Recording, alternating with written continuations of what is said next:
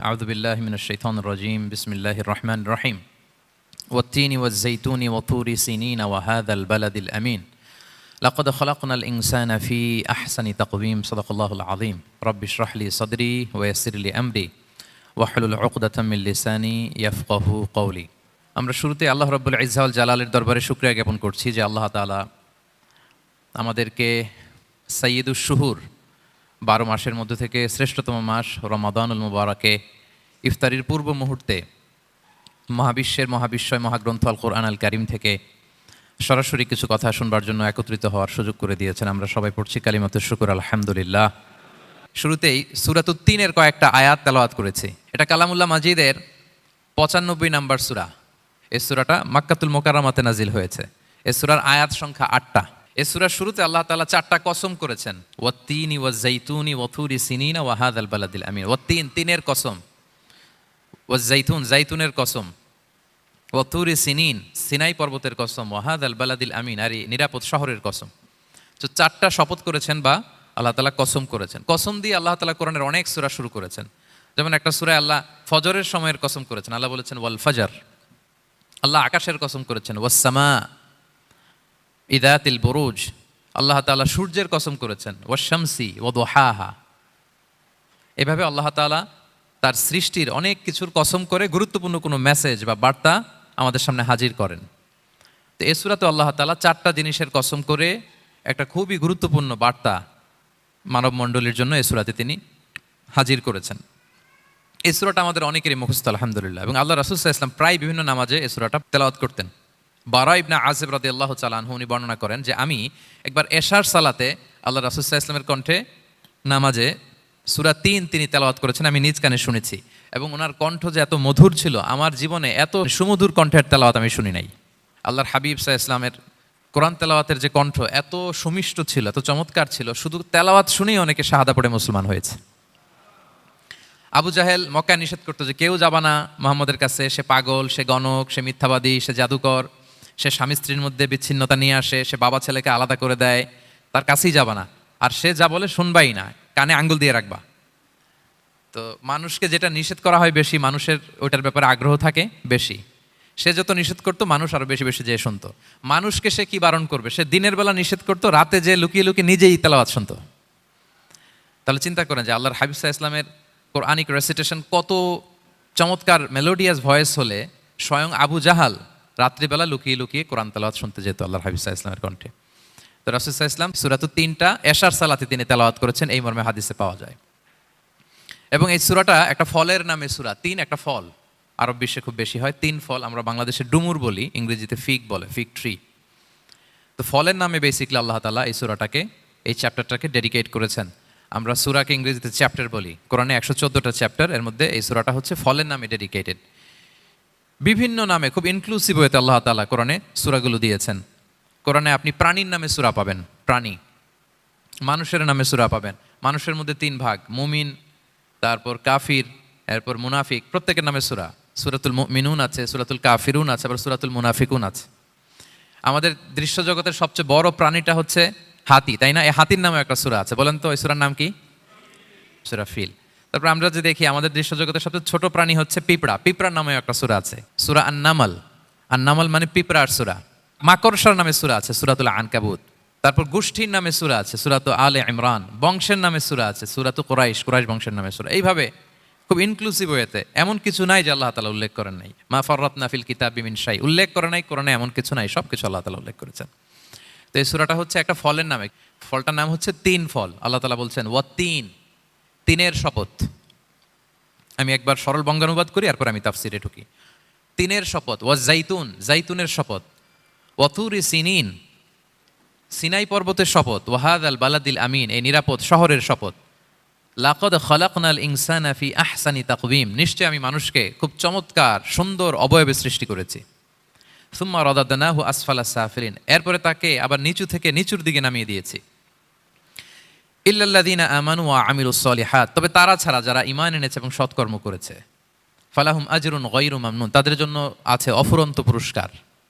ফামা ইউকাযযিবুকা বা'দু বিদ্দিন, এগুলো জানার পরও কিসে তোমাকে দিন অস্বীকারের ব্যাপারে উদ্বুদ্ধ করলো? আলাইসাল্লাহু বিআহকামিল হাকিমিন, আল্লাহ তাআলা কি শ্রেষ্ঠ বিচারক নন? সাদাকাল্লাহুল আযীম। এই হচ্ছে এই সূরাটির সরল অনুবাদ। এবার আমরা তাফসিরে ঢুকি। প্রথমে আল্লাহ তাআলা বলেছেন ওয়াত-তিন, তিনের শপথ। তিন মানে তো আমরা জানলাম, তিন মানে ডুমুর। আল্লাহর হাবিব সাল্লাল্লাহু আলাইহি ওয়াসাল্লাম তিনি তিন ফল পছন্দ করতেন এবং এটা ডায়াবেটিক্সের জন্য ভালো, ডায়াবেটিক্স নিয়ন্ত্রণ করে। আমাদের বোনদের যাদের ইররেগুলার মেনস্ট্রুয়েশনাল পিরিয়ড হয় এটার জন্য এটা খুব ভালো এবং খুব স্ট্রেংথ স্টেমিনা আনে শরীরে। এটা জান্নাতের একটা গাছ। আদম আলাইহিস সালাম এবং হাওয়া আলাইহিস সালামকে যখন আল্লাহ বলেছিল ওয়ালা তাকরাবা হাযিহি শাজারাতা ফাতাকুনা মিনায যালিমিন, আদম এবং হাওয়া জান্নাতের সব জায়গায় যেতে মন চায় যাও, যা খেতে মন চায় খাও, এই নিষিদ্ধ গাছের কাছে যেও না, তাহলে তোমরা জালিম হয়ে যাবে। শয়তান এসে উল্টা বুঝালো, সে বলল তোমাদের খেতে নিষেধ করছে কেন জানো? আল্লাহ চায় না যে তোমরা জান্নাতে থাকো, আল্লাহ চায় এখান থেকে তোমাদের বের করে দিবে, কিন্তু তোমরা যদি এই গাছের ফল খাও আল্লাহ আর বের করতে পারবে না। দেখছেন শয়তানের অবস্থা? শয়তান কিন্তু নেগেটিভিটি নিয়ে সামনে আসে না, আসে খুব আপনার ওয়েল উইশার হিসেবে, উপদেশ নিয়ে খুব ভালো একটা পজিটিভ ওয়েতে আসে। তো ওনারা খেয়ে ফেললেন এই নিষিদ্ধ গাছের ফল। খাওয়ার ফলে আদম আলাইহিস সালাম, হাওয়া আলাইহিস সালাম, ওনাদের গা থেকে জান্নাতের পোশাকগুলো ঝরে পড়ে গেল। এখন কি দিয়ে ওনারা ওনাদের প্রাইভেটকে ঢাকবেন? তখন ওনারা তাফসির ফি জিলালিল কোরআনে এসেছে যে ওনারা এই তিন গাছের পাতা নিয়ে নিজেদের প্রাইভেট ঢেকেছিলেন। সুবহানাল্লাহ। সেই তিন ফলের কসম আল্লাহ করলেন, ওয়াত-তিন, তিনের শপথ। এরপর আল্লাহ তাআলা বললেন ওয়াজ-জাইতুন, জাইতুনের শপথ। জাইতুন মানে হচ্ছে জলপাই। তো আল্লাহ তাআলা বললেন ওয়াজ-জাইতুন, জাইতুনের শপথ। জাইতুন মানে হচ্ছে জলপাই, ইংরেজিতে আমরা যেটাকে অলিভস বলি। তো আল্লাহ তিনের কসম করলেন এবং অলিভের কসম করলেন। দুইটাই খুব উপকারী ফল এবং আল্লাহর হাবিব সাল্লাল্লাহু আলাইহি ওয়াসাল্লাম তিনি জলপাইও খুব পছন্দ করতেন। ওনার রেগুলার ফুড আইটেমের মধ্যে জলপাই ছিল, অলিভস ছিল।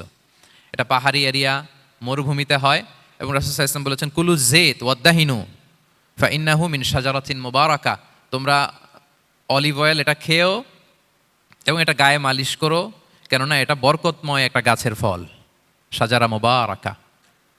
এটা শরীরের ব্যাড কোলেস্টেরলকে কমিয়ে দেয়, দাড়িতে অ্যাপ্লাই করলে, চুলে অ্যাপ্লাই করলে সহজে পাকে না দাড়ি চুল, এবং স্কিনে অ্যাপ্লাই করলেও স্কিনের জন্য ভালো, স্কিনের জন্য বেশ ভালো। এটা যাদের সুযোগ হয় আপনারা দাড়িতে চুলে অ্যাপ্লাই করবেন, খাবেন। এটা খাওয়াও যায়। তাম্বুতু বিদ্দুহনি ওয়াসিবগিল লিল আখিলিন, কোরআনে এসেছে। এটা অয়েল হিসেবে ইউজ করে, আবার খাবার হিসেবেও ইউজ করা যায়। সালাদ ড্রেসিংয়ের ক্ষেত্রে কিন্তু অলিভ অয়েল আমরা ইউজ করি। ইদানিং পিজাতে খুব ইউজ করা হয় অলিভ, জলপাইটা।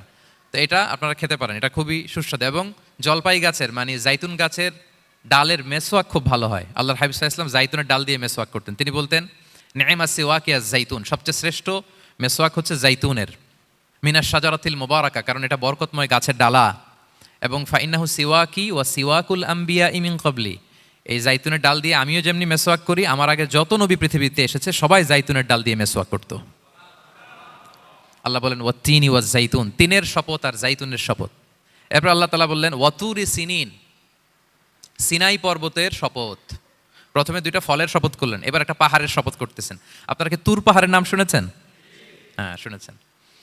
এই সিনাই পর্বত দ্বারা তুর পাহাড় উদ্দেশ্য।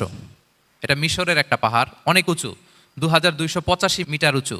ওইটার নিচে আছে মুকাদ্দাসে তুয়া, যেখানে মুসা আলাইহিস সালামকে আল্লাহ তাআলা জুতা খুলতে বলেছিলেন, ফাখলা না আলাইকা ইন্নাকা বিল ওয়াদিল মুকাদ্দাসি তুয়া, হে মুসা তুমি পবিত্র উপত্যকায় এসেছো, জুতা খুলো। তো ওখানে সব ধর্মের লোকেরা যায়, সব ধর্মের লোকদের জন্য তীর্থস্থান, মুসলিম, জুইশ, খ্রিস্টিয়ান সবাই যায়। এটা সিনাই একটা এলাকা আছে মিশরের, north south Sinai, north Sinai, এটা সাউথ সিনাইতে অবস্থিত। তো নিচে একটা খ্রিস্টানদের প্রাচীন গির্জা আছে, সেন্ট ক্যাথেরিনা গির্জা। সেখান থেকে চলতে চলতে আপনাকে উপরে যেতে হবে, ফজরের পরে আবার চলে আসতে হবে, তা না হলে দুপুরবেলায় 10টা-11টার দিকে এমন সূর্যের প্রখর তাপ ওই পাথরের মধ্যে লাগে, ওখানে আর থাকা যায় না। একেবারে তুর পাহাড়ের উপরে সেখানে খ্রিস্টানদের জন্য ছোট্ট একটা সেনাগোগ আছে, তারা প্রার্থনা করে। খ্রিস্টানদের একটা চার্চ আছে, মুসলিমদের জন্য ছোট্ট একটা মুসল্লা আছে সুরাওয়ের মতো। আল্লাহ ওই সিনাই উপত্যকার কসম করেছেন, ওয়াতুরি সিনিন, সিনাই উপত্যকার কসম। এখানেই আল্লাহ তাআলা মুসা আলাইহিস সালামকে তাওরাত দিয়েছিলেন, মেজর একটা আসমানি কিতাব দিয়েছিলেন, এবং সরাসরি মুসা আলাইহিস সালাম এই পাহাড়ের চূড়ায় বসে আল্লাহ তাআলার সাথে কথা বলতেন। ওয়াকাল্লামাল্লাহু মুসা তাকলিমা, উনি সরাসরি কথা বলতেন, এটা ওনার একটা স্পেশাল বৈশিষ্ট্য ছিল, ক্যারেক্টারিস্টিক্স। এবং আল্লাহ তাআলা নূরের তাজাল্লি দিয়ে এই পাহাড়কে একবার জ্বালিয়ে দিয়েছিলেন। আজও এই পাহাড়ের রংটা অনেকটা একটু লালচে, একটু কালোচে, একটু রেডিশ কালারের। এবং মুসা আলাইহিস সালাম এই নূরের তাজাল্লির ঝলকে তিনি বেহুশ হয়ে গিয়েছিলেন এই পাহাড়ের উপরে। ইয়াজুজ মাহুজ যখন কিয়ামতের আগে আগমন করবে, তখন মুসলমানদের সেন্টার হবে, ঈসা আলাইহিস সালাম মুসলমানদেরকে নিয়ে ওইখানে অবস্থান করবেন, এই তুর পাহাড়ের ওখানে। এবং আল্লাহর হাবিব সাল্লাল্লাহু আলাইহি ওয়াসাল্লামের মেরাজের রাতে ইসরার সময় একটা স্টেশন ছিল এই তুর পাহাড়। জিবরাইল আলাইহিস সালাম এই তুর পাহাড়ে আল্লাহর হাবিব সাল্লাল্লাহু আলাইহি ওয়াসাল্লামকে নামিয়ে বলেছিলেন যে এটা জাবালু মুসা, আপনার ভাই মুসার পাহাড়, আপনি এখানে 2 রাকাত নামাজ পড়েন, দোয়া করেন, আল্লাহ হাবিব সাল্লাল্লাহু আলাইহি ওয়াসাল্লাম এই তুর পাহাড়ে 2 রাকাত সালাত আদায় করেছিলেন এবং দোয়া করেছিলেন। আল্লাহ এই তুর পাহাড়ের কসম কাটলেন, ওয়াতুরি সিনিন, সিনাই পর্বতের কসম, যেখানে তাওরাত কিতাব নাজিল হয়েছিল। এরপর আল্লাহ তাআলা বললেন ওয়াহাদাল বালাদিল আমিন, আর এই নিরাপদ শহরের শপথ। এই শহর দ্বারা মক্কা শহর উদ্দেশ্য, কারণ রাসূল সাল্লাল্লাহু আলাইহি ওয়াসাল্লাম তখন মক্কায় ছিলেন, মক্কা নগরী। এই শহরের পূর্ব নাম ছিল বাক্কা। মক্কা নগরীকে বলা হয় উম্মুল কুরা, সব শহরের মা, সব শহরের সেন্টার, পৃথিবীর নাভিস্থল। এবং আল্লাহ তাআলা বলেছেন মান দাখালাহু কানা আমিনা, এখানে যে প্রবেশ করবে সে নিরাপদ। হেরেমের মধ্যে কিন্তু কাউকে আক্রমণ করা যায় না, কোনো খুনিও যদি ঢুকে যায় অ্যাটাক করা যাবে না। তো জাহেলি যুগে এমনটা ঘটতো, কারোর সাথে কারো শত্রুতা হলে, ধরেন যে একজন তার বাবাকে হত্যা করেছে, তো সে তাকে পেয়েছে, ওই লোক বাঁচার জন্য দৌড়াতে দৌড়াতে হেরেমের ভিতরে ঢুকে যেত, কারণ সে জানে যে হেরেমে ঢুকলে সে আমাকে মারবে না। তো পরে সে যখন হেরেম থেকে বেরোতো আবার তার সাথে যুদ্ধ শুরু হতো। এবং এই শহরের এত মর্যাদার কারণ হচ্ছে সাইয়েদনা ইব্রাহিম আলাইহিস সালাম তিনি আল্লাহর কাছে দোয়া করেছিলেন যে রব্বি জাআল হাযা বালাদান আমিনা, হে আল্লাহ আপনি এই শহরকে নিরাপদ করেন, ওয়ারযুক আহলাহু মিনাস সামারাত, আর এই শহরের অধিবাসীদেরকে আপনি ফলমূল দিয়ে রিজিকের ব্যবস্থা করেন।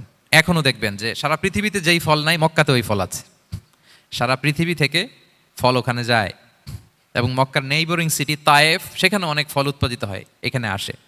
নিরাপদ শহর বালাদান আমিনা। এবং আল্লাহর হাবিব সাল্লাল্লাহু আলাইহি ওয়াসাল্লাম বলেছেন যে এই মক্কা শহর আমার সবচাইতে প্রিয় শহর। বাধ্য হয়ে তিনি যখন হিজরত করলেন মদিনায়, সেদিন বারবার তিনি মক্কার দিকে পেছনে ফিরে ফিরে তাকান, আর কেঁদে কেঁদে তিনি বলতেছিলেন যে মাক্কাতু আহাব্বুল বিলাদ ইলাইয়া, মক্কা আমার কাছে সবচেয়ে প্রিয় নগরী। লাউলা উখরিজতু লামা খারাজতু, আমাকে যদি জোর করে বের করে দেয়া না হতো আমি কোনোদিন মক্কা ছেড়ে অন্য কোথাও যেতাম না। আল্লাহর হাবিব সাল্লাল্লাহু আলাইহি ওয়াসাল্লামের সবচাইতে প্রিয় শহর ছিল মক্কা, এবং এটা আল্লাহর হাবিব সাল্লাল্লাহু আলাইহি ওয়াসাল্লামের জন্মস্থান। মাকান মাউলিদির রাসূল, রাসূল সাল্লাল্লাহু আলাইহি ওয়াসাল্লামের বিলাদাত হয়েছে এই শহরে। এবং এই শহরকে আল্লাহ বলেছেন মাসাবাতান লিন্নাসি ওয়া আমনা, মানুষের মিলনস্থল, কেন্দ্রস্থল, সারা পৃথিবী থেকে মানুষ ওখানে যায়। আপনি যে রমাদানে যদি মক্কায় যান, আল্লাহু আকবার, লক্ষ লক্ষ উমরা পালনকারী সেখানে, ইউরোপ থেকে, আফ্রিকা থেকে, অস্ট্রেলিয়া থেকে, এশিয়া থেকে, সারা পৃথিবীর মানুষের মিলনস্থল। ওখানে গেলে আপনি দেখবেন মাসাবাতান লিন্নাসি ওয়া আমনা, নিরাপদ জায়গা এবং মানুষের মিলনস্থল। এটা এখানে এমন মসজিদ আল্লাহ রেখেছেন কাবা ঘরের চারদিকে, এটাকে বলা হয় মসজিদুল হারাম, যে মসজিদে 1 রাকাত সালাত পড়লে 1 লক্ষ রাকাতের সওয়াব হয়। আল্লাহর ঘরকে কেন্দ্র করে তাওয়াফের নির্দেশ দেওয়া হয়েছে, ওয়ালিয়াত তাওয়াফু বিল বাইতিল আতিক, পৃথিবীর কোনো ঘরকে তাওয়াফ করা যায় না, কোনো ঘরকে, এই একটা মাত্র ঘর যেটাকে এর চারদিকে এরকম তাওয়াফ করা যায়। তাহলে এই পবিত্র ঘর, পবিত্র মসজিদ যেই শহরে অবস্থিত, সেই শহরের কসম আল্লাহ করেছেন। আল্লাহ বললেন ওয়াহাদাল বালাদিল আমিন, এই নিরাপদ শহরের কসম, মানে মক্কা শহরের কসম। আমরা আপাত দৃষ্টিতে আমাদের কাছে মনে হচ্ছে 2টা ফলের কসম, একটা পাহাড়ের কসম, একটা নগরীর কসম। আসলে বেসিকলি আল্লাহ তাআলা এই 4টা শপথ দিয়ে 3 নবীর জন্মস্থান, 3 নবীর নবুয়তের কসম করেছেন। কিভাবে সেটা আমি মিলিয়ে দেই। এই যে প্রথমে যে আল্লাহ বলেছেন ওয়াত্তিনি ওয়া জাইতুন, 3 এবং জাইতুনের কসম। পৃথিবীতে সবচেয়ে বেশি 3 এবং জাইতুন কোথায় উৎপন্ন হয় জানেন? ফিলিস্তিনে। কোথায়? শাম দেশে, যেটা হাদিসের পরিভাষায় বলা হয় শাম, বর্তমান ফিলিস্তিন এবং সিরিয়া মিলে। 3 জাইতুন দিয়ে বেসিকলি আল্লাহ তাআলা ফিলিস্তিনের শপথ করেছেন, শাম দেশের শপথ, যেখানকার বেথলহামে ঈসা আলাইহিস সালাম, জেসাস ক্রাইস্ট, তিনি জন্মগ্রহণ করেছেন, ঈসা আলাইহিস সালামের জন্মস্থান। তাহলে 3 জাইতুনের শপথের মাধ্যমে মূলত আল্লাহ তাআলা ঈসা আলাইহিস সালামের জন্মস্থানের শপথ করেছেন, কারণ সেখান থেকে ওহী বিচ্ছুরিত হয়েছে, ওনার কাছে ইনজিল নাজিল হয়েছিল। এবং এই শামের মর্যাদার ব্যাপারে অনেক কথা আল্লাহর হাবিব সাল্লাল্লাহু আলাইহি ওয়াসাল্লাম তিনি বলেছেন। আল্লাহ রাসূল সাল্লাল্লাহু আলাইহি ওয়াসাল্লাম যখন মেরাজে যান, তখন মক্কা থেকে এই শাম দেশে ফিলিস্তিনের বাইতুল মাকদাসে রাসূল সাল্লাল্লাহু আলাইহি ওয়াসাল্লামকে নিয়ে যাওয়া হয়েছিল। এবং রাসূল সাল্লাল্লাহু আলাইহি ওয়াসাল্লাম প্রায় বলতেন তুবা আলি শাম, শামের জন্য বরকত, কেননা ফেরেশতারা তাদের রহমতের পাখা শাম দেশের উপর বিছিয়ে রেখেছে। এবং তিনি বলতেন ফিতনার সময় আলাইকুম বিশাম, তোমরা শামে যেও, শামে থেকো। এবং তিনি দোয়া করেছেন আল্লাহুম্মা বারিক লানা ফি শামিনা, আল্লাহ তুমি আমার শামে, শাম অঞ্চলে আল্লাহ তুমি বরকত দিও। এবং হাদিসে এসেছে এই শামই হচ্ছে আরদুল মাহশার, এখানেই হাসর হবে। শাম অঞ্চলকে বিস্তীর্ণ করে এখানেই ময়দানুল মাহশার আল্লাহ তাআলা কায়েম করবেন, হাসরের ময়দান এখানেই হবে। এবং সেখানেই হচ্ছে সানিউল কিবলাতাইন, আমাদের আগের কিবলা কিন্তু বাইতুল মাকদাসের দিকে ছিল, যেটা শামে অবস্থিত, ফিলিস্তিনে বাইতুল মুকাদ্দাস, যেই মসজিদে নামাজ পড়লে 1 রাকাতে 500 রাকাতের সওয়াব। 3টা মসজিদে সালাত পড়লে স্পেশাল ভার্চুর কথা আছে, এর বাইরে আর অন্য মসজিদের বিশেষ কোনো ফজিলত নাই, বাকি সব মসজিদ সমান। এক হচ্ছে মসজিদুল হারাম, 1 রাকাতে 1 লক্ষ রাকাত। 2 নম্বর মসজিদে নববী, 1 রাকাতে 1000 রাকাতের সওয়াব, আর একটা দুর্বল বর্ণনায় 50,000 রাকাতের সওয়াব। 3 নম্বরে এই মসজিদুল আকসা, 1 রাকাতে 500 রাকাতের সওয়াব। এই 3 মসজিদে যেন আমরা যে সালাত আদায় করতে পারি, আল্লাহ তুমি তৌফিক দান করো। 2 মসজিদে তো একেবারেই সহজ যাওয়া, মক্কা মদিনাতে। বাইতুল মাকদাসের জন্য আমরা যেতে পারি, আল্লাহ তুমি সেই পরিস্থিতি আমাদের জন্য তৈরি করে দাও। তো এই বাইতুল মাকদাসের দিকে রাসূল সাল্লাল্লাহু আলাইহি ওয়াসাল্লাম টানা 14 বছর নামাজ পড়েছেন। 14 বছর। প্রথম 13 বছর কোনো সমস্যা হয়নি মক্কায়, কারণ তখন কেবলা বাইতুল মুকাদ্দাস থাকলেও রাসূল সাল্লাল্লাহু আলাইহি ওয়াসাল্লাম সামনে রাখতেন কাবাকে। কেবলা বাইতুল মুকাদ্দাস, কিন্তু তিনি তো মক্কায় ছিলেন নবুয়তির প্রথম 13 বছর, সামনে কাবাকে রাখতেন, তারপরে টু দ্য ডাইরেকশন অফ বাইতুল মুকাদ্দাস। কিন্তু যখন মদিনায় গেলেন তখন তো আর কাবা নাই, তখন রাসূল সাল্লাল্লাহু আলাইহি ওয়াসাল্লাম কাবাকে মিস করতে আরম্ভ করলেন। আর প্রায় আল্লাহর কাছে কামনা করতেন, আমার বংশের গোড়া ইব্রাহিম আলাইহিস সালামের রুট যেখানে, আমার জন্মস্থান, সেই কাবার দিকে যদি আবার কেবলাটা ফিরিয়ে দেয়া হতো। কদ নারা তাকাল্লুবা ওয়াজহিকা ফিস সামা ফালানুওয়াল্লিয়ান্নাকা কিবলাতান তারদাহা। আল্লাহ আয়াত নাযিল করলেন, নবী আপনি আকাশের দিকে তাকিয়ে কি ভাবেন আমি বুঝি, আপনি চান কেবলার জন্য আমি মক্কার দিকে ঘুরিয়ে দেই। আল্লাহ তাআলা ঘুরিয়ে দিলেন। আল্লাহ বলেন ফাওয়াল্লি ওয়াজহাকা শাতরাল মসজিদিল হারাম, এখন থেকে মসজিদুল হারামের দিকে আপনি টু দ্য ডাইরেকশন অফ কিবলা নামাজ পড়বেন। কেবলা চেঞ্জ হয়ে গেল। তো মদিনায় যে 16-17 মাস আর মক্কায় 13 বছর, মোট 14 বছর আল্লাহর হাবিব সাল্লাল্লাহু আলাইহি ওয়াসাল্লাম এই মসজিদুল আকসার দিকেই হয়েই তিনি নামাজ পড়েছেন। এটা আমাদের আগের কেবলা ছিল। এবং শেষে কিয়ামতের আগে যে মালহামার যুদ্ধ হবে, তখন রাসূল সাল্লাল্লাহু আলাইহি ওয়াসাল্লাম বলেছেন মালহামার যুদ্ধের সময় মুসলমানদের ফুস্তাদ বা তাবু হবে, শিবির হবে এই ফিলিস্তিনের দামেস্কের পাশে আল গৌতা নামে এক জায়গা আছে, ওই গৌতাতে। এবং ঈসা আলাইহিস সালাম এসে যে দাজ্জালকে হত্যা করবেন সেটাও ওই শামে। ফিলিস্তিনের বাবুল লুদ এখনো একটা জায়গা আছে, ওই জায়গাটার নাম এখনো বাবুল লুদ, ওখানে তিনি দাজ্জালকে হত্যা করবেন। এবং সেখানে একটা সাদা মিনারা আছে, ফেরেশতার পাখায় ভর করে ঈসা আলাইহিস সালাম তখন সেখানে নেমে আসবেন। ওই ফিলিস্তিনের ওই শাম দেশের ওই মিনারার পাশে তিনি এসে পৃথিবীতে তিনি নুজুল করবেন, নুজুল ঈসা আলাইহিস সালাম। তো তিন এবং জাইতুনের কসম করে বেসিকলি আল্লাহ তাআলা ঈসা আলাইহিস সালামের জন্মস্থানের কসম করেছেন। কারণ তিন এবং জাইতুন, ডুমুর এবং জলপাই, অলিভ কোন দেশে বেশি হয়? শাম দেশে। আওয়াজ করে বলেন কোন দেশে? বর্তমান ফিলিস্তিন এবং সিরিয়া। এবং ওই ভূখণ্ডে আল্লাহ নবী ঈসা আলাইহিস সালামের জন্মস্থান। তাহলে এই দুই ফলের কসম করে বেসিকলি আল্লাহ তাআলা ঈসা আলাইহিস সালামের জন্মস্থানের কসম করেছেন। ওনার প্রতি নাজিল হওয়া যে তাওরাত ইনজিল গ্রন্থ, এই রেভেলেশনের কসম করেছেন। আচ্ছা, এরপরে ওয়াতুরি সিনিন, সিনাই পর্বতের কসম। সিনাই পর্বত বা তুর পাহাড় হচ্ছে মিশরে অবস্থিত, আর মিশর হচ্ছে মুসা আলাইহিস সালামের জন্মস্থান। কার জন্মস্থান? মুসা আলাইহিস সালামের জন্মস্থান। তাহলে ওয়াতুরি সিনিন, তুর পাহাড়ের কসম বুঝিয়ে আল্লাহ তাআলা মূলত মুসা আলাইহিস সালামের জন্মস্থানের কসম করেছেন, যেখানে তাওরাত নাজিল হয়েছে। এরপরে ওয়াহাদাল বালাদিল আমিন, এ নিরাপদ শহর বলে আল্লাহ তাআলা মক্কা শহরকে বুঝিয়েছেন। আর মক্কা কার জন্মস্থান বলেন তো? মুহাম্মদুর রাসূলুল্লাহ সাল্লাল্লাহু আলাইহি ওয়াসাল্লাম, সাইয়্যিদুল মুরসালিন, খাতামুন নবিয়্যিন, রাহমাতাল লিল আলামিন, হাবিবুল্লাহ মুহাম্মদুর রাসূলুল্লাহ সাল্লাল্লাহু আলাইহি ওয়াসাল্লামের জন্মস্থান। তাহলে এই চারটা আয়াতে, চারটা শপথের মধ্য দিয়ে মূলত আল্লাহ তাআলা ঈসা আলাইহিস সালামের জন্মস্থান, মুসা আলাইহিস সালামের জন্মস্থান এবং মুহাম্মদ সাল্লাল্লাহু আলাইহি ওয়াসাল্লামের জন্মস্থান, যেই তিনটা এলাকায়, ভূখণ্ডে তিনটা মেজর ওহী নাজিল হয়েছে। এক তো ঈসা আলাইহিস সালামের কাছে নাজিল হয়েছে ইনজিল কিতাব, আর একটা হচ্ছে তাওরাত। তাওরাত এমন কিতাব যে কিতাব দিয়ে হাজার হাজার নবীরা ফয়সালা করেছেন। বনী ইসরাইলের অনেক নবীর উপর কোনো কিতাব নাজিল হয়নি, তার মানে তারা রসুল ছিলেন না, তারা নবী, তারা সবকিছু তাওরাত দিয়েই ফয়সালা করতেন। আর রাসূল সাল্লাল্লাহু আলাইহি ওয়াসাল্লামের উপর কোরআন নাজিল হয়েছে।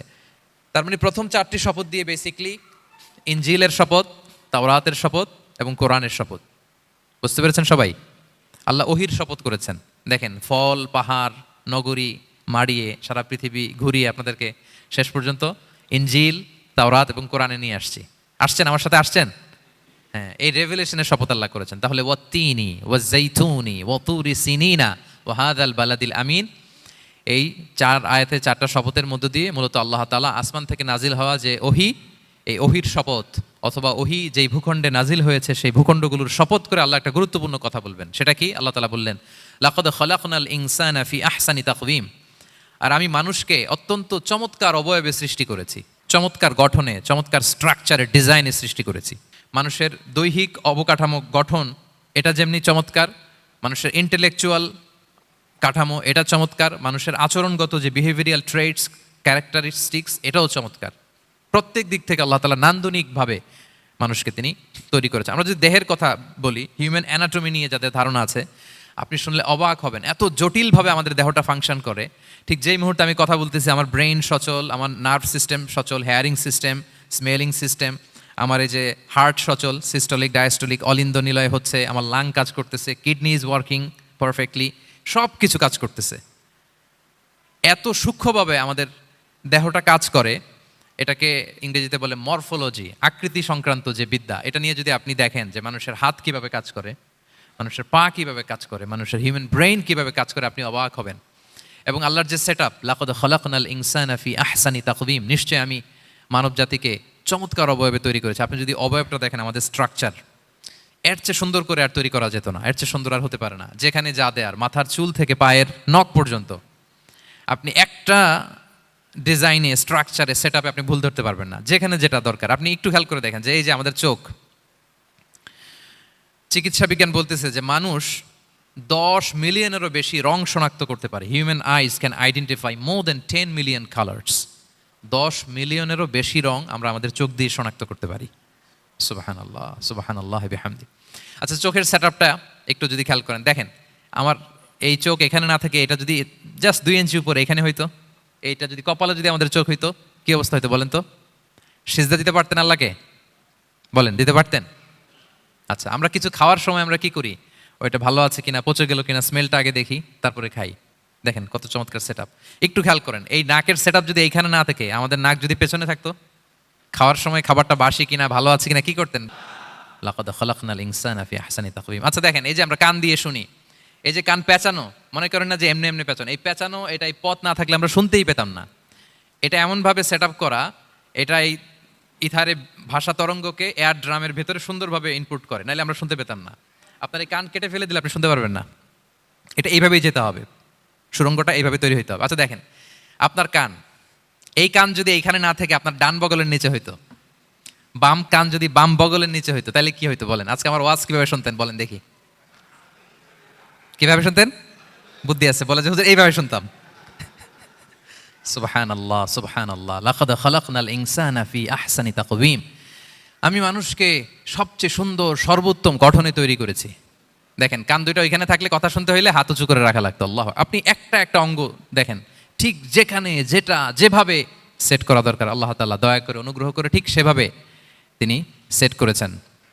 আমাদের চেহারার মধ্যে দেখেন, এক একজনের এক এক রং। ওয়াখতিলাফু আলসিনাতিকুম ওয়া আলওয়ানিকুম ইন্না ফি যালিকা লাআয়াতুন লিল আলিমিন। আল্লাহ বলেন, তোমাদের ভাষার ভিন্নতা দিয়েছি, তোমাদের গায়ের রঙের ভিন্নতা, একজনের চেহারার সাথে আরেকজনের মিল নাই, একজনের ফিঙ্গারপ্রিন্টের সাথে। আয়াহসাবুল ইনসানু আল্লান নাজমাআ ইযামা বালা কাদিরিনা আলা আন নুসাউইয়া বানানা। মানুষ ভেবেছে সে মারা গেলে তাকে আমি তার অস্থি মজ্জা, হাড়, গোশত, চামড়া জোড়া লাগাতে পারবো না। আরে তার আঙ্গুলির অগ্রভাগ পর্যন্ত আমি সুবিন্যস্ত করে আমার কাছে রেখে দিয়েছি। ফিঙ্গারপ্রিন্ট, আমাদের ফিঙ্গারপ্রিন্টগুলো আল্লাহর কাছে সংরক্ষিত। একজনের ফিঙ্গারপ্রিন্টের সাথে আরেকজনেরটা মেলে না। এই যে আমার 10 আঙ্গুলে 10টা ফিঙ্গারপ্রিন্ট, পায়েরগুলো হচ্ছে ফুটপ্রিন্ট, একটার সাথে আরেকটা মিলে। আমার এটার সাথে এটা মিলবে বলেন? আমার সাথে আপনারটা মিলবে? বর্তমানে পৃথিবীতে কত কোটি মানুষের বসবাস বলেন? এই যত মানুষ পৃথিবীতে আছে, একজনের আঙ্গুলের ছাপের সাথে, এই যে বায়োমেট্রিক্যাল অথেন্টিকেশন যে আমরা করি, একজনের ফিঙ্গারপ্রিন্টের সাথে আরেকজনের ফিঙ্গারপ্রিন্টের মিল নাই। একজনের ফুটপ্রিন্টের সাথে ফুটপ্রিন্ট মিল, ইভেন একজনের আই প্রিন্টের সাথে। আমাকে একজন ওনার হসপিটালে নিয়ে গেল ঢাকায়, তো উনি ওনার দরজা খুলতেছে আই প্রিন্ট দিয়ে, মানে উনি না গেলে খুলে না।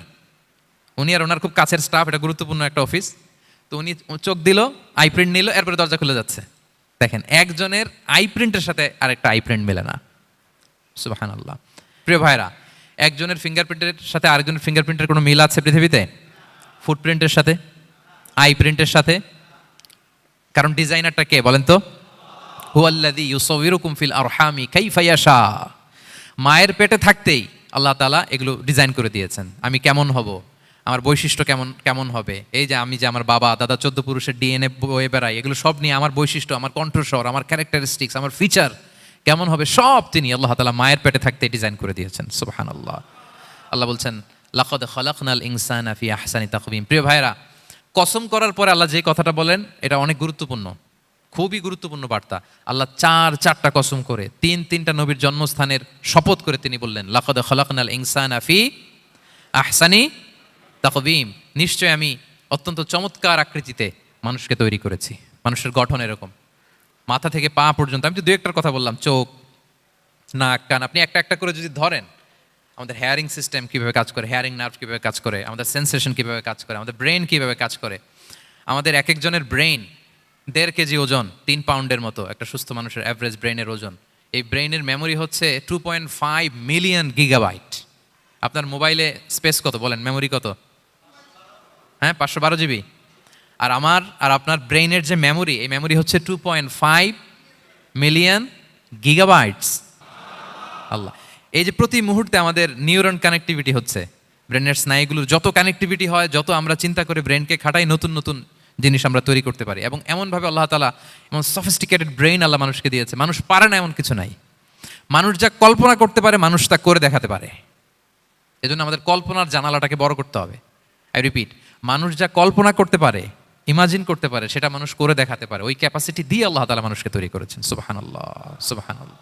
লাকাদ খালাকনাল ইনসানা ফি আহসানি তাকওয়িম। এই ব্রেনকে খাটিয়ে মানুষের কত ইনভেনশন, কত ডিসকভারি, মানুষ সভ্যতার পর সভ্যতা বিনির্মাণ করেছে। চোখ ধাঁধানো মানুষের আবিষ্কার, তাক লাগিয়ে দিয়েছে গোটা বিশ্বে একটার পর একটা করে। আল্লাহ এমনভাবে মানুষকে তিনি তৈরি করেছেন। লাকাদ খালাকনাল ইনসানা ফি আহসানি তাকওয়িম। চমৎকার অবয়বে, তার দৈহিক অবয়ব যেমনি সুন্দর, তার বুদ্ধিগত, তার চিন্তাগত, তার ইন্টেলেক্ট, এটাও তেমন সুন্দর, এটাও তেমন চমৎকার। পৃথিবীর কোনো প্রাণীকে আল্লাহ তাআলা এরকম হিউম্যান ব্রেনের মতো এরকম সফিস্টিকেটেড ব্রেন দিয়ে, ইন্টেলেক্ট দিয়ে তৈরি করেনি। এজন্য সব প্রাণী থেকে মানুষ আলাদা। সব প্রাণী থেকে মানুষের চিন্তা, বিবেক, বুদ্ধি এগুলো আলাদা। তাহলে দেখেন, মানুষের শ্রেষ্ঠত্ব মূলত এগুলোর দ্বারা। মানুষ যদি তার চিন্তা, বিবেক, বুদ্ধি খাটায়, সে শ্রেষ্ঠ হয়ে যায়। আমি একটা কথা প্রায় বলি যে মানুষ যদি ভালো হয় সে ফেরেশতার চেয়েও ভালো, আর মানুষ যদি খারাপ হয় সে পশুর চেয়েও নিকৃষ্ট। আল্লাহ বলেন, উলাইকা কাল আনআমি বাল হুম আদাল লাহুম কুলুবুল লা ইয়াফকাহুনা বিহা ওয়া লাহুম আ'য়ুনুল লা ইউবসিরুনা বিহা ওয়া লাহুম আযানুল লা ইয়াসমাউনা বিহা উলাইকা কাল আনআমি বাল হুম আদাল। তাদের হৃদয় আছে, ওটা দিয়ে অনুধাবন করে না সত্যকে। চোখ আছে, ওটা দিয়ে সে সত্যটা দেখে না। কান আছে, হকের কথা শোনে না। উলাইকা কাল আনআম, আল্লাহ বলেন তারা প্রাণীর মতো, চতুষ্পদ জন্তুর ন্যায়। শুধু অতটুকুই না, বাল হুম আদাল, তারা তার চেয়েও নিকৃষ্ট, তার চেয়েও নিকৃষ্ট। তাহলে মানুষ ভালো হলে সে ফেরেশতাকে ছাড়িয়ে যায়, আর মানুষ নিকৃষ্ট হলে সে পশুত্বকে হার মানায়। কথা বুঝতে পেরেছেন? মানে আমরা ভালো হলে সবচেয়ে ভালো, খারাপ হলে সবচেয়ে খারাপ। একটা পশু আর একটা পশুকে হত্যা করে কেটে 20 টুকরা করছে, এরকম কোনো নিউজে আসছে কোনোদিন? কিন্তু আশরাফুল মাখলুকাত মানুষ, তার মতো রক্তে মাংসে গড়া আরেকটা মানুষকে নির্মমভাবে হত্যা করে কেটে 20 টুকরা করে বস্তাবন্দি করে ডোবার মধ্যে ফেলে রাখছে। এরকম নিউজ আসছে না বলেন? আছে। মানুষ তার মতো একটা মানুষকে নির্মমভাবে হত্যা করে। এরকমও তো আছে যে কেরোসিন দিয়ে তার মতো আরেকটা মানুষকে সে জ্বালিয়ে দিয়েছে, আছে না নাই বলেন? গ্রামের পর গ্রাম জ্বালিয়ে দেয়, জনপদের পর জনপদ ধ্বংস করে দেয়, বোমা মেরে শহর উড়িয়ে দেয়। লিটল বয় মেরেছিল আমেরিকান সোলজাররা জাপানের হিরোশিমা শহরের উপর। আমি হিরোশিমা তো গত বছর ভিজিট করে আসলাম, আমি নিজে দেখে এসেছি যে এখানে বোমটা মেরেছে। মুহূর্তের মধ্যে পুরো শহর ভ্যানিশ, এমন রেডিয়েশন। তো যেই আমেরিকান পাইলট বোমা মারতেছে সেও মানুষ, সেও কি? আর যাদেরকে ধ্বংসের জন্য এই লিটল বয় মারলো হিরোশিমাতে আর ফ্যাটম্যান মারলো নাগাসাকিতে, এরাও কি? তাহলে দেখেন, মানুষ তার মতো আরেকটা মানুষকে এরকম মেরে টুকরো টুকরো কুচি কুচি করতে সে দ্বিধাবোধ করে না। আল্লাহ, মানুষ গণহত্যা চালায়, জেনোসাইড। এই যে আমাদের বাংলাদেশে তো কিছুদিন আগে হলো গণহত্যা, হেলিকপ্টার থেকে গুলি করে বাচ্চা মেরে ফেলতেছে। কার বাচ্চা? কার কলিজার টুকরা সন্তান? Don't care. জনগণের টাকায়, ট্যাক্সের টাকায় কেনা বুলেট, হেলিকপ্টার দিয়ে জনগণকে, ছাত্রদেরকে হত্যা করা হয়েছে। দেখেন, সেও মানুষ। যারা হত্যা করতেছে, গণহত্যা, জেনোসাইড চালিয়েছে, তারাও মানুষ। তাহলে মানুষ যদি খারাপ হয়, মানুষের চেয়ে খারাপ আর কেউ হয়? আর মানুষ ভালো হলে মানুষের চেয়ে ভালো কেউ হতে পারে? মানুষ এমন জায়গায় যেতে পারে যেখানে ফেরেশতারাও যেতে পারে না। জিবরাইল ইসলামের যাওয়ার সীমানা যেখানে শেষ, মুহাম্মদ সাল্লাল্লাহু আলাইহি ওয়াসাল্লামের ঊর্ধ্ব জগতের কাহিনী সেখান থেকে শুরু। আল্লাহু আকবার। তাহলে মানুষ ভালো হলে ফেরেশতাকে ছাড়ায়, মানুষ খারাপ হলে পশুত্বকে হার মানায়। So the decision is yours. রাস্তা দুইটা, আপনি কোন দিকে যাবেন? আপনি কি ডান দিকে জান্নাতের পথে যাবেন নাকি বাঁ দিকে জাহান্নামের পথে যাবেন? সিদ্ধান্ত আপনার। আল্লাহ তাআলা বললেন, লাকাদ খালাকনাল ইনসানা ফি আহসানি তাকওয়িম। আমি মানুষকে চমৎকার আকৃতিতে তৈরি করেছি। হাতের মেকানিজম কি, পায়ের মেকানিজম কি, আমার চেয়ে আপনারা ভালো জানেন। এগুলো ঘন্টার পর ঘন্টা আপনি বলতে পারবেন যে কেমনভাবে আল্লাহ তাআলা তৈরি করেছেন। আল্লাহ বলেন, মানুষকে আমি অত্যন্ত চমৎকার আকৃতি দিয়ে তৈরি করেছি। তার সৃষ্টিগত কাঠামো, তার বুদ্ধিবৃত্তিক কাঠামো, তার চিন্তাগত কাঠামো, তার আচরণগত কাঠামো, তার নৈতিকতায় তাকে এমন উচ্চ মর্যাদার আসন আমি দিয়েছি, এটা যদি সে অ্যাচিভ করে, বিলং করে, তাহলে তার চেয়ে শ্রেষ্ঠ কেউ আর হতে পারে। কিন্তু আল্লাহর দেয়া এই ক্যাপাসিটিগুলো, এই নেয়ামাগুলো যদি সে অ্যাকসেপ্ট না করে, সে যদি পশুত্বের পথে হাঁটে, সে যদি শয়তানের দেখানো পথে হাঁটে, তাহলে সে এত নিচে যাবে, অন্য কেউ আর এত নিচে যেতে পারে না। মানুষ যত নিচে যেতে পারে, ফেরেশতারাও অত নিচে যেতে পারবে না, জিন জাতিও পারবে না, কোনো প্রাণীর পক্ষে যাওয়া সম্ভব না। তাহলে মানুষকে আল্লাহ তাআলা এমন সফিস্টিকেটেড ওয়েতে তৈরি করেছেন, চাইলে সে সবার উপরে যেতে পারে।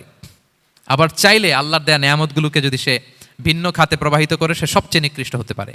সেটাই আল্লাহ বললেন, সুম্মা রাদাদনাহু আসফালা সাফিলিন, এরপরে তাকে আমি হীন থেকে হীনতর করেছি, নিচ থেকে আরো নিচে নিয়েছি। সে যখন ঈমান আনে না, সে যখন সৎকর্ম করে না, সে যখন আল্লাহর শেখানো, আল্লাহর দেখানো রাস্তায় সে চলে না, সে যখন তার নফসের কথা শুনে, সে যখন তার প্রবৃত্তির গোলাম সাজে, সে সবচেয়ে নিকৃষ্ট হয়। আসফালা সাফিলিন মানে একেবারে নিচে, এর নিচে আর নাই। আল্লাহ বলেছেন ইন্নাল মুনাফিকিনা ফি দারকিল আসফালি মিনান নার, সেখানে আল্লাহ আসফাল বলেছেন। মুনাফিকরা জাহান্নামের একেবারে তলদেশে থাকবে। তাই মানুষ যদি ঈমান আর সৎকর্মের বলে বলিয়ান না হয়, সে এত খারাপ হয়, কেউ এত নিচে যেতে পারে না। বলেন, মানুষ যত নিচে যেতে পারে, জিন তত নিচে যেতে পারবে? ফেরেশতারা পারবে না। আর মানুষ যত উপরে যেতে পারে, ফেরেশতারা এত উপরে যেতে পারবে না। সো দুইটারই সুযোগ আপনার আছে। সুম্মা রাদাদনাহু আসফালা সাফিলিনের দুইটা ব্যাখ্যা। কোন কোন মুফাসসির বলেছেন, যৌবনের পর, যৌবনে থাকে শক্তিশালী, বার্ধক্যের সময় যখন সে নুয়ে যায়, ছোট হয়, সে একেবারে দুর্বল হয়ে যায়, সেটা বোঝানো হয়েছে। আর অন্যান্য মুফাসসিরিন একরাম বলেছেন না, আল্লাহর দেওয়া এই নে'মা, ক্যাপাসিটি যখন সে সঠিক পথে কাজে লাগায় না, সে যখন প্রবৃত্তির অনুসরণ করে, সে তখন এত খারাপ হয়, এত নিচ থেকে নিচুতর হয়, এত হীন থেকে হীনতর হয়, তার চেয়ে হীনতর আর কেউ তখন হতে পারে না। সেখান থেকে বাঁচার দুটি রাস্তা আল্লাহ বলেছেন। আল্লাহ বলছেন ইল্লাল্লাযীনা আমানু ওয়া আমিলুস সলিহাত, তবে যারা ঈমান আনে এবং সৎকর্ম করে তারা ছাড়া। তারা ওই নিচু থেকে নিচুতর নয়, তারা শ্রেষ্ঠতর। ঈমান এবং সৎকর্ম, ঈমান এবং আমলে সালেহাত। কোরআনের অনেক জায়গায় আপনি আয়াতটা পাবেন, ইন্নাল্লাযীনা আমানু ওয়া আমিলুস সলিহাতি কানাত লাহুম জান্নাতুল ফিরদাউসি নুজুলা, নিশ্চয়ই যারা ঈমান এনেছে, সৎকর্ম করেছে, তাদের জন্য আমি জান্নাতে ফিরদাউস রেখে দিয়েছি। আল্লাহ বলেন তারা নিকৃষ্ট হবে না যারা ঈমান এনেছে, সৎকর্ম করেছে। যারা কি এনেছে? ঈমান। আর কি করেছে? সৎকর্ম করেছে। ইল্লাল্লাযীনা আমানু, যারা ঈমান এনেছে, সৎকর্ম করেছে, ফালাহুম আজরুন গায়রু মামনুন, তাদের জন্য রয়েছে অফুরন্ত পুরস্কার, মানে জান্নাত। তাদের জন্য কি? ওই জান্নাতে যেতে আমরা চাই কি চাই না বলেন? রাস্তা কয়টা? এটা চলে গেছে ডান দিকে, এটার গন্তব্য হচ্ছে ডেস্টিনেশন জান্নাতুল ফেরদাউস। আর এটা শয়তানের পথ, এটা আপনার প্রবৃত্তির দেখানো পথ, এটা চলে গিয়েছে জাহান্নামে। So now the decision is years. আপনার ডিসিশন, কোন দিকে যাবেন, ডানে না বায়ে? জান্নাতে না জাহান্নামে? জান্নাতে যেতে চাই আমরা। ফালাহুম আজরুন গায়রু মামনুন, তাদের জন্য আছে অফুরন্ত নেয়ামত, অফুরন্ত পুরস্কার। আমরা যেন সেই পুরস্কার লাভে ধন্য হতে পারি, আমরা সবাই বলি আমিন। আল্লাহ বলেন এইভাবে চারটা কসম করার পরে, এত গুরুত্বপূর্ণ বার্তা হাজির করার পরে, তোমার ঘুমন্ত বিবেককে জাগিয়ে তোমাকে বার্তা দেওয়ার পরেও কিভাবে তুমি অস্বীকার করতে পারো আখিরাতকে? ফামা ইউকাযযিবুকা বা'দু বিদ্দিন, এরপরেও কোন বিবেকে, কোন আকলে, কোন সাহসে তুমি কর্মফল দিবসকে অস্বীকার করো? কোন সাহসে? এখানে দিন দ্বারা উদ্দেশ্য কর্মফল। ভালো করলে যে ভালো পাবে, খারাপ করলে যে খারাপ পাবে, দিনের অনেক অর্থ, এটার তাফসিরে গেলে সময় কুলাবে না। ফামা ইউকাযযিবুকা বা'দু বিদ্দিন, এরপরেও কর্মফলকে অস্বীকার করার সাহস তুমি কোত্থেকে পাও? কিসে তোমাকে উদ্বুদ্ধ করে কর্মফল দিবসকে অস্বীকার করতে? আলাইসাল্লাহু বিআহকামিল হাকিমিন, আল্লাহ তাআলা কি শ্রেষ্ঠ বিচারক নন? সূরা আবু দাউদে আল্লাহর হাবিব সাল্লাল্লাহু আলাইহি ওয়াসাল্লাম বলেন, কেউ যদি সূরাতুত তিন তেলাওয়াত করে, করতে করতে যদি শেষ আয়াতে চলে আসে, আর সে যখন পড়ে আলাইসাল্লাহু বিআহকামিল হাকিমিন, আল্লাহ তাআলা কি শ্রেষ্ঠতম বিচারকদের মধ্যে সর্বশ্রেষ্ঠ বিচারক, জাজ নন? তখন সে যেন উত্তর দেয়, এটা তো আল্লাহর প্রশ্ন। আলাইসাল্লাহু বিআহকামিল হাকিমিন, আল্লাহ আমাদেরকে প্রশ্ন ছুড়ে দিয়েছেন যে আল্লাহ তাআলা কি শ্রেষ্ঠ বিচারক নন? তখন যে তেলাওয়াত করে সে যেন বলে বালা বালা ওয়া আনা আলা যালিকা মিনাশ শাহিদিন। বালা মানে অবশ্যই, হ্যাঁ আল্লাহ অবশ্যই আপনি শ্রেষ্ঠ বিচারক, আর আপনি যে শ্রেষ্ঠতম বিচারক এই সাক্ষী আমি দিচ্ছি, এই ঘোষণা আমি দিচ্ছি। পড়েন সুবহানাল্লাহ। আপনি দেখবেন মসজিদুল হারামে, হারামুল মাক্কিতে যখন তেলাওয়াত করে ইমাম সাহেবরা, এই আয়াতের পরেই যদি রুকুতে যায়, দেখবেন ফিস ফিস করে বলে যে বালা বালা ওয়া আনা আলা যালিকা মিনাশ শাহিদিন। আমি নিজে শুনেছি, দেখবেন ওনারা এটা পড়ে, কারণ আল্লাহ এখানে প্রশ্ন ছুড়ে দিয়েছেন। আর উত্তর হিসেবে বলতে হবে বালা ওয়া আনা আলা যালিকা মিনাশ শাহিদিন, আল্লাহ অবশ্যই আপনি শ্রেষ্ঠ বিচারক। আল্লাহর চাইতে শ্রেষ্ঠ বিচারক আর হতে পারে? আমরা কত লাকি যে আল্লাহর আহকামুল হাকিমিন হিসেবে বিচারক পেয়েছি। হ্যাঁ, আমাদের বিচার যদি অন্য কেউ করতো, নিজেরা যদি নিজেদের, আল্লাহ যদি বলতো তোরটা বিচার তুই কর আর তোরটা তুই কর, কি অবস্থা হয়তো বলেন? যার সাথে যার শত্রুতা আছে ওইখানে দেখাই দিত। কিন্তু আমরা বিচারক হিসেবে পেয়েছি কাকে? আল্লাহ কি পার্সিয়ালিটি করবে বিচারে? স্বজনপ্রীতি করবে? কারো উপর জুলুম করবে? কাউকে ঠকাবে? আল্লাহ বলেন ওয়ামা আনা বিযাল্লামিল লিল আবিদ, আমি কখনো আমার বান্দার উপর জুলুম করি না, জুলুম করি না। ওয়া নাদাউল মাওয়াজিনাল কিসতা লিয়াউমিল কিয়ামা, কিয়ামতের দিন আমি মিজান নামে এমন এক ন্যায় বিচারের মানদণ্ড স্থাপন করব, ফালা তুযলামু নাফসুন শাইআ, এক বিন্দু পরিমাণ কেউ মাজলুম হবে না, এক বিন্দু পরিমাণ কেউ মাজলুম হবে না, এই জন্য দুনিয়াতে যদি বিচার না পান, আল্লাহর দরবার বিচারটা দিয়ে রাখেন, সেদিন বিচার হবে। আহকামুল হাকিমিন আপনারা ঠকাবে না। দুনিয়াতে বিচার পান নাই, মাজলুম হয়েছেন, মানুষ ভুল বুঝছে, কেউ আপনার ঠিক মতো বুঝে নাই, আপনার কথাটা কাকে বলবেন? বিপদে পড়লে ক্রাইসিস মোমেন্টে কাকে শেয়ার দিবেন? না ফেসবুকে শেয়ার দিবেন? আমরা তো ফেসবুকে শেয়ার দিয়ে দিই এখন। ফেসবুকে শেয়ার দেওয়ার আগে, বন্ধুকে শেয়ার দেওয়ার আগে, স্ত্রীর কাছে শেয়ার করার আগে আমার সমস্যার কথা আগে শেয়ার করব কাকে? কারণ আলাইসাল্লাহু বি আহকামিল হাকিমিন, আল্লাহ বলছেন আমি কি শ্রেষ্ঠ বিচারক নই? বালা বালা ইয়া রব ওয়া আনা আলা যালিকা মিনাশ শাহিদিন। অবশ্যই আল্লাহ আপনি শ্রেষ্ঠ বিচারক। ক্লিয়ার হয়েছে না সবার কাছে? শপথ কয়টা ছিল? 4টা। মূলত নবুয়তের শপথ, তাই না? নবুয়ত আমাদের জন্য সবচাইতে বড় নেয়ামত। কারণ নবীরা যদি আমাদেরকে এই তথ্যগুলো না দিতেন, আমরা জান্নাত জাহান্নাম চিনতাম? ভাইরা বলেন তো, আখেরাত চিনতাম?